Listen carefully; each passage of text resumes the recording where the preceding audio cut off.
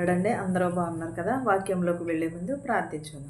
సర్వోన్నతుడా, సర్వశక్తిమంతుడా, నీకు లెక్కలేని స్తోత్రాలు చెల్లించుకుంటున్నాను ప్రభా. గడిచిన కాలం అంతే మమ్మల్ని కాచి కాపాడి సజీవ రెక్కలలో ఉంచినందుకు నీకు స్తోత్రాలు, నీకు వందనాలు నాయన ప్రభువా. నేను నీకు స్తోత్రములు చెల్లించుకుంటున్నాను ప్రభా. వాక్యం ప్రభు చదువుచుండగా ప్రభా మా హృదయంలో నాటుకునేటప్పుడు సహాయం చేయమని అడుగుతున్నాను ప్రభా. వాక్యము విని ప్రతి ఒక్కరూ మారు మనసు పొంది ధన్యతను దయచేయమని, నా ప్రార్థనను నీ పాదసన్ని చేర్చుకోమని నజరేయుడైన యేసునామంలో అడిగి వేడుకొంచున్నాను తండ్రి, ఆమేన్. గలతీలకు వ్రాసిన పత్రిక 2వ అధ్యాయము 11 నుంచి 21 వరకు ఇలా వ్రాయబడి ఉన్నది. అయితే కెఫీ యొక్కకు వచ్చినప్పుడు అతడు అపరాధిగా తీర్చబడెను గనుక నేను ముఖాముఖిగా అతనిని ఎదిరించి తిని, ఏలయనగా యాకోబు నొద్ద నుండి కొందరు రాకమునుపు అతడు అన్యజనులతో భోజనము చేయుచుండెను. గాని వారు రాగానే సున్నతి పొందిన వారికి భయపడి వెనుక తీసి వేరైపోయాను. ఎవరు? సున్నతి చేసిన వారు మాత్రమే బోధకు అర్హురనే ఉన్నది. నేను చదువుకున్నాం కదండి. భేదాలను కటాక్షించువారు. అయితే కెఫాను యొక్కకు వచ్చినప్పుడు అతడు అపరాధిని అని తీర్చబడినప్పుడు ముఖాముఖిగా ఎదిరించాను. ఎందుకంటే యాకోబు నొద్ద నుండి కొందరు రాకమునుపు కూడా అతడు అన్యజనులతో భోజనము చేయుచున్నాడు. అన్యజనులతో భోజనము చేయుచున్నప్పుడు వెంటనే వారు సున్నతి పొందిన వారికి భయపడి వారు ఏం చేశారంటే సున్నతి పొందని వారందరూ కూడా వేరైపోయి వేరుగా ఉండి వారు సున్నతికి పొందలేదని భయపడుచున్నారు. తక్కిన యూదులను అతనితో కలిసి మాయావేషము వేసుకొనిరి గనుక బర్నాబాకు కూడా వారి వేషధారణము చేత మోసపోయాను. ఎలాగో తక్కిన వారందరూ కూడా యూదులందరూ కూడా అతనితో కలిసి మాయావేషము వేసుకునిరి, కానీ బర్బాను కూడా మోసము చేసిరి. వేషధారణము చేత వారు బర్బా మోసపోయానని అంటున్నాడు. మోసం చేశారని అంటున్నాడు. వారు సువార్త సత్యము చొప్పున క్రమముగా పోవుట నేను చూచినప్పుడు అందరి ఎదుట కెఫాతో నేను చెప్పినదేమనగా, నీవు యూదుడవై ఉండియు యూదుల వలె కాక అన్యజనుల వలనే ప్రవర్తించుచుండగా అన్యజనులు యూదుల వలె ప్రవర్తింప వలెనని ఎందుకు బలవంతము చేయుచున్నావు? ఎవరు? వారు సువార్త సత్యమును బోధించుచున్న క్రమములో నడుచుకుని పోవుట నేను చూచినప్పుడు అందరి ఎదుట కెఫాతో నేను చెప్పినదేమనగా, నీవు యూదుడవైండు కూడా అన్యజనుల వలె ఎందుకని ప్రవర్తించుచున్నావు అని అడుగుచున్నాడు. యూదుల వలె కాకుండా అన్యజనుల వలె ఎందుకు ప్రవర్తించుచున్నావు? అన్యజనుల యూదుల వలె ప్రవర్తించవలని ఎందుకు బలవంతము చేయుచున్నారు అని అన్నాడు. అన్యజనుల వలె ఎందుకు ప్రవర్తించుచున్నావు? నీవు ఒక యూదుడువు కదా, యూదుడు అయినప్పుడు సువార్త చేయుటకు అర్హుడు కదా, సున్నతి పొంది ఉన్నావు కదా అని అడుగుచున్నాడు. బర్నాబాను కెఫాతో అంటున్నాడు అనమాట, నీవు యూదుడవై ఉన్నప్పుడు అన్యజనుల వలె ఎందుకు ప్రవర్తించుచున్నావని అంటున్నాడు. మనము జన్మము వలన యూదులమే గాని అన్యజనులలో చేరిన పాపులము కాము. మనుషుడు యేసుక్రీస్తునందలి విశ్వాసము వలనే గాని ధర్మశాస్త్ర సంబంధమైన క్రియల మూలమున నీతిమంతుడుగా తీర్చబడినని ఎరిగి మనము ధర్మశాస్త్రం సంబంధమైన క్రియల మూలమున కాక క్రీస్తునందలి విశ్వాసము వలననే నీతిమంతులమని తీర్చబడుటకై యేసుక్రీస్తునందు విశ్వాసముంచి ఉన్నాము. ధర్మశాస్త్ర సంబంధ క్రియల మూలమున ఏ శరీరియు నీతిమంతుడని తీర్చబడడు కదా. ఎలాగో తీర్చబడడనే చెప్తున్నాడు ఇక్కడ. మనము జన్మ మూలముగానే యూదులము కానీ అన్యజనులలో చేరి మనము పాపులము కాము కదా. మనుషుడు కూడా యేసుక్రీస్తునందలి విశ్వాసము ద్వారానే కదా ప్రతి ఒక్కరును రక్షణ పొందుచున్నారు. మనలో విశ్వాసము కానీ నిరీక్షణ లేకపోతే మనము ఏపాటి వారము? నీతిమంతుడుగా తీర్చబడని ఎరిగి ఉన్నాడు. మనం ఇలా ధర్మశాస్త్ర సంబంధమైన క్రియల మూలముగా నీతిమంతుడిగా తీర్చబడకపోతే మనము ఏమి అయ్యిందము? ధర్మశాస్త్ర సంబంధమైన క్రియల మూలముగా కాక క్రీస్తునందలి విశ్వాసులమైతేనే నీతిమంతులమని తీర్చబడతాము. అంటే క్రీస్తునందు మనం విశ్వాసముగా ఉంటున్నామా లేదా, మన విశ్వాసం ఎంతవరకు ఉంటుందని ఒక్కసారి ఎప్పుడైనా మనం పరిశీలన చేసుకుంటున్నామా? నీతిమంతులమని తీర్చుటకే కానీ యేసుక్రీస్తునందు విశ్వాసముంచి ఉన్నాము. ధర్మశాస్త్ర సంబంధమైన క్రియలను ఏ శరీరియు నీతిమంతుడని తీర్చబడడు. అంటే ధర్మశాస్త్ర సంబంధంగా ఏ శరీరియు కూడా నీతిమంతుడని తీర్చబడడు గదా కాక మనము క్రీస్తునందు నీతిమంతులమని తీర్చబడుటకు వెదుకుచుండగా మనము పాపులముగా కనబడిన ఎడల ఆ పక్షమందు క్రీస్తు పాపమునకు పరిచారకుడు ఆయన. అట్లనరాదే ఏంటి? మనము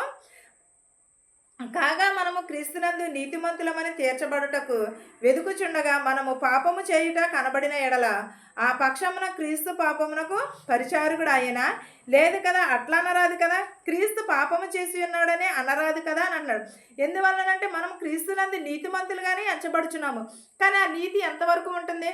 ఆ పరిశుద్ధత ఎంతవరకు ఉంటుంది? ఎప్పుడైనా మన హృదయాన్ని మనం పరిశీలన చేసుకుంటున్నామా? ఎప్పుడైనా మనం క్రీస్తులో అయితే పాపం అంటూనూ లేదు. ఆయన పుట్టుకలోనే పాపం లేదు. నజరేతులో ఉన్నప్పుడు కూడా పాపం లేదు. నజరేతు అనే ఊరిలో అందరూ కూడా పాపులే. నజరేతు ఊరంతా కూడా పాపంతో నిండి ఉన్నది. కానీ ఒక్క యేసుక్రీస్తు మాత్రమే పాపము చేయకుండా ఉన్నవారు. అందులో నజరేతు అని ఊరిలోని పాపం ఉన్నది, కానీ నజరేయుడని యేసులో మాత్రమును పాపము లేదు. ఆ పక్షమందున క్రీస్తు పరిచారకుడు ఆయన. అట్లా అనరాదు కదా. పాపమునకు పరిచార ఆయన అని. మరియు నేను పడగొట్టిన వాటిని మరలా కట్టిన ఎడల నన్ను నేను అపరాధినిగా కనుపరుచుకుందును కదా.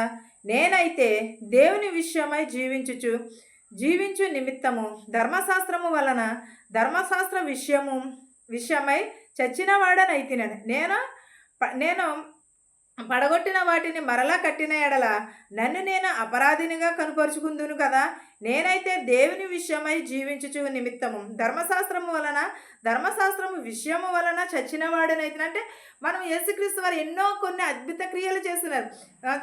గుడిని పడగొట్టి 3 రోజుల్లో లేపుతానన్నాడు. అలా అయితే మనం చేస్తే ధర్మశాస్త్రం వ్యతిరేకము కనుక మనం అపరాధి. అది దేవునికి మాత్రమే అది దేవునికి మాత్రమే సాధ్యము. మనుషులైన మనకి సాధ్యం కాదు. అది మనం ఎలా జీవించాలంటే దేవుని యందు విషయమై జీవించుచు ధర్మశాస్త్రము వలన మనము జీవించాలి. లేకపోతే ధర్మశాస్త్రమును వ్యతిరేకించి జీవిస్తే మనము చచ్చిన వారం అవుతామని అంటున్నారు ఇక్కడ. నేను క్రీస్తుతో కూడా సిలువను వేయబడి ఉన్నాను. ఇకను జీవించిన వాడను నేను కాను, క్రీస్తే నాయందు జీవించుచున్నాడు. నేనిప్పుడు శరీరమందు జీవించుచున్న జీవితము నన్ను ప్రేమించిన నా కొరకు తనను తాను అప్పగించుకున్న దేవుని కుమారుని యందలి విశ్వాసము వలన జీవించుచున్నాను. ఎలా జీవించుచున్నాడు? నేను క్రీస్తులో జీవించుచున్నాను. క్రీస్తులో సిలువేయబడి ఉన్నాను. నేను జీవించుచున్నాను. నేను ఇకను కూడా క్రీస్తులోనే జీవిస్తాను. క్రీస్తులోనే పాలివారినై ఉంటాను. అది జీవించినంత మట్టుకు కూడా నేను క్రీస్తులోనే ఉంటాను. నేను జీవించినంత మటుకు నన్ను ప్రేమించిన నా కొరకు తనను తాను అప్పగించుకుని ఉన్నాడు. ఎందుకంటే క్రీస్తులోనే మనం జీవించినప్పుడు, మనం క్రీస్తులోనే మనము పాపమును విడిచిపెట్టినప్పుడు అప్పుడు తనను తానే దేవుడు అప్పగించుకున్నాడు మన కోసము. మనలో విశ్వాసమును బట్టి జీవించుతున్నప్పుడు మనం ఎలా జీవిస్తున్నాము? విశ్వాసమును బట్టి మనము జీవిస్తున్నాము.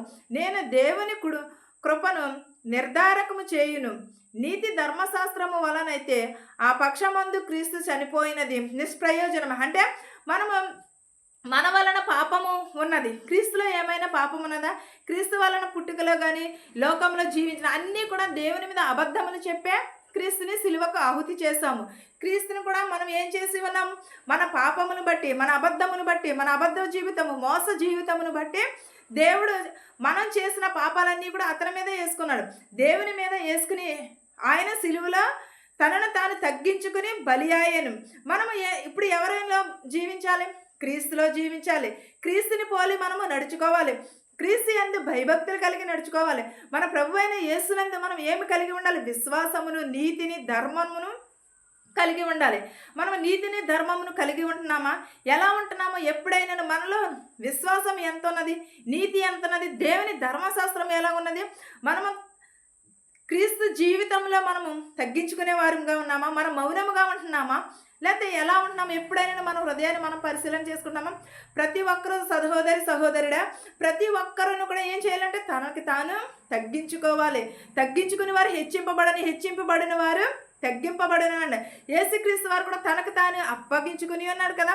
మనందరి పాపముల కొరకు యేసుక్రీస్తు వారు తగ్గే ఆయన సిలువలో బలి, ఆయన జీవితమును మన కొరకు అర్పణ చేశాడు. దేవుని కుమారుని యందు విశ్వాసం ఉంచి మనము జీవించాలి. నేను దేవుని కృపను నిర్ధారకము చేసుకుంటున్నాను. నీతిని ధర్మశాస్త్రమునైతే నా పక్షమందు క్రీస్తుండి చనిపోయినను నిష్ప్రయోజనమే. నేను నా కొరకు క్రీస్తు ఇలా చనిపోయాడు కదని మనం పశ్చాత్తాపము పొందకపోతే ఆయన మనకు చనిపోయినది కూడా అది వ్యర్థమే అవుతుంది. మనం వ్యర్థముగా కాదు, దేవుని యందు మనము భయమును భక్తిని కలిగి ఉండాలి, విశ్వాసంతో జీవించాలి, నీతిని ధర్మమును చెప్పున మనము నడుచుకోవాలి. ఈ వాక్యమును మీకును మాకును మనందరికీ తోడయ్యుండును గాక. ఆమేన్. ప్రార్థించుకుందాం. సర్వోన్నతుడా, సర్వశక్తిమంతుడా, నీకు స్తోత్రము, నీకు వందనాలు నాయన. గడిచిన కాలం అంతే మమ్మల్ని కాచి కాపాడి సజీవ రెక్కలో ఉంచినందుకు నీకు స్తోత్రాలు, నీకు వందనాలు నాయన ప్రభు. నా హృదయం మార్చు, మనసు మార్చమని అడుగుతున్నాం ప్రభా. వేషధారుల వలె కాకుండా నీతిమంతులుగా నీ సన్నిధిని నిలవబెట్టుకోమని అడుగుతున్నాం ప్రభా. ధనికులనేమి భేదాలనేమి దీవించమని అడుగుతున్నాం ప్రభా. మా శత్రువుల్ని మిత్రువుల్ని దీవించమని అడుగుతున్నాం ప్రభా.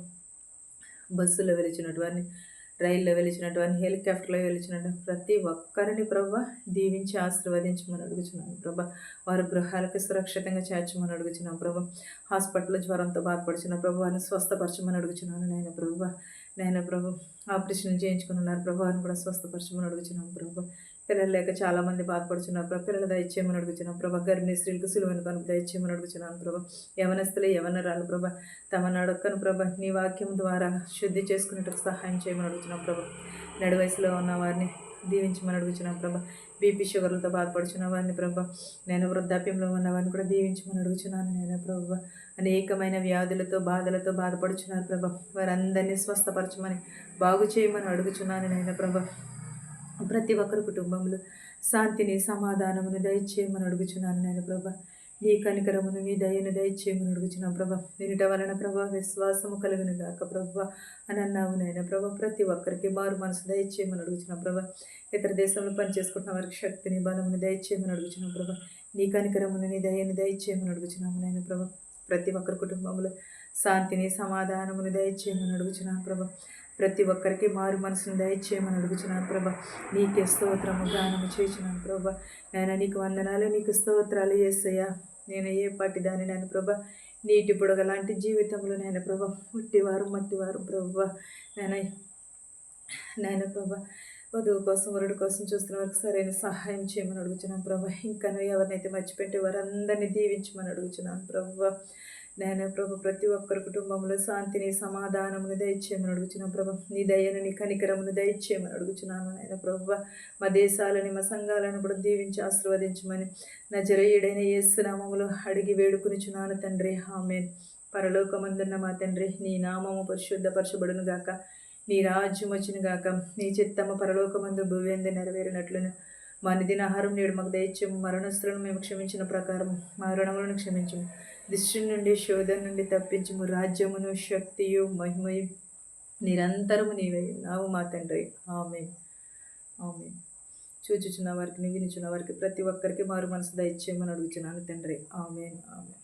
అందరికీ వందనాలు.